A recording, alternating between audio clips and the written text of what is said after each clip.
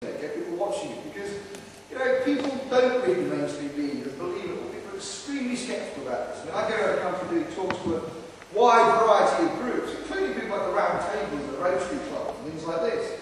And I have yet to meet anybody who will ever say a good word for Tony Blair. It's extraordinary. I mean, I've done meetings as far up as, sort of Dundee in Scotland, down to Totnes down here, all over the country, and not one person has ever said a good word about Tony Blair. So people clearly are cynical about what is going on.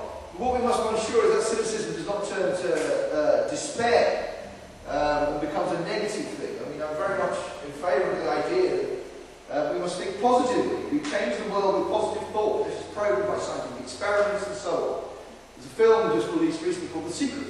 The secret is that we don't just observe this universe, we positively determine it by thinking about it. This may sound like the most wacko new age thing you've heard, but as I say, it's about verifiable by scientific experiment. But of course, the powers that be don't want you to know that, because they don't want you thinking positive thoughts and determining your life. They want you to imagine that you are powerless, that you have to fear terrorist attacks, that you have to get angry at people who threaten you and so on. But all these negative behaviours only add to the totality of negativity in the world. Unless you step back from that, and take a positive view, and that you try and love fellow members of mankind and so on, you'll continue to make the same mistakes, basically. I find it extraordinary that two people who claim to be motivated by the teachings of Jesus, George Bush and Tony Blair, can actually claim to then carry out wars. Before Afghanistan, I was going around saying, well, the last time I read the Sermon on the Mount, it said, "Blessed are the peacemakers, not bomb the hell out of these people." So it's kind of trying to take away that hypocrisy as well. I mean, ideally, you would think in a situation like this, we have the Christian Church hoping on our side. I'm sure we do.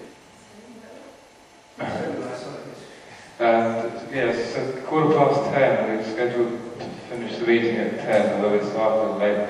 Quite happy to go on with a few more questions. A couple more questions. Just Jackie, I think, is next.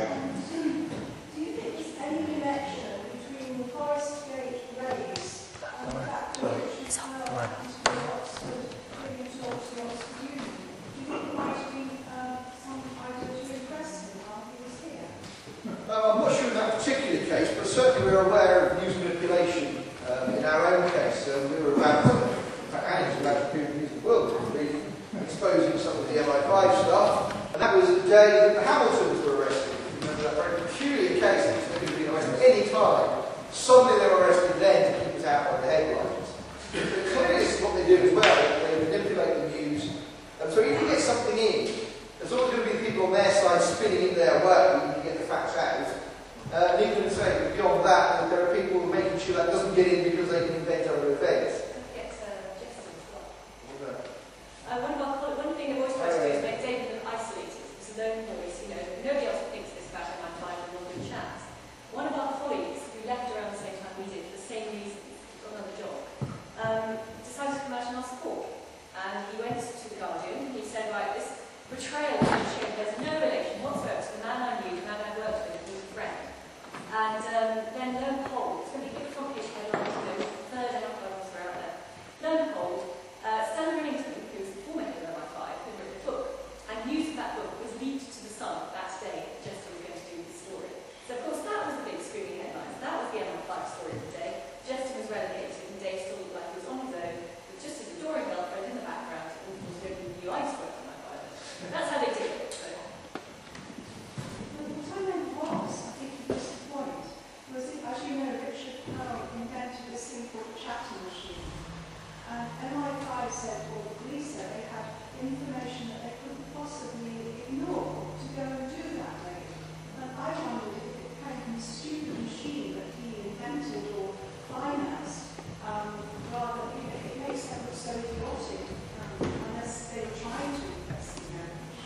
I think the danger of false information being fed into our intelligence services is you're absolutely right about that. And that's what happened with the invasion of Iraq. It seems to me that agents who are supposed to be working for MI5 and MI6 were in fact double agents, perhaps working for Mossad or CIA to feed in false intelligence. And I've got to say, MI5 are really not that bright about these things.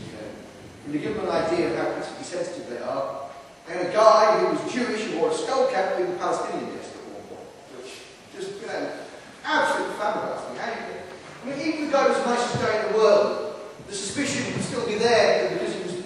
quite devoutly Jewish, and he would not be fair about Palestine. And, it's like legal cases, things like that, people recuse themselves if they are in a situation of conflict. That to me would be a conflict of interest. But that gives you an idea of how politically naive they are. And the Forest Gate thing as well was very peculiar because,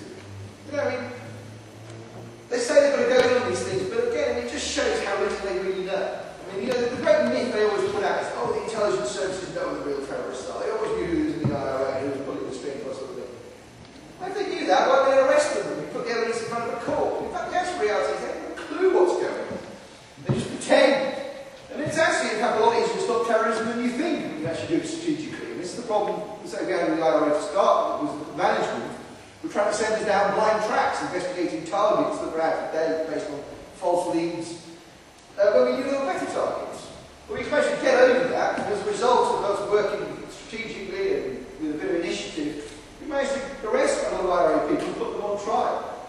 But then the IRA got a new lease of life, there was then a kind of ceasefire,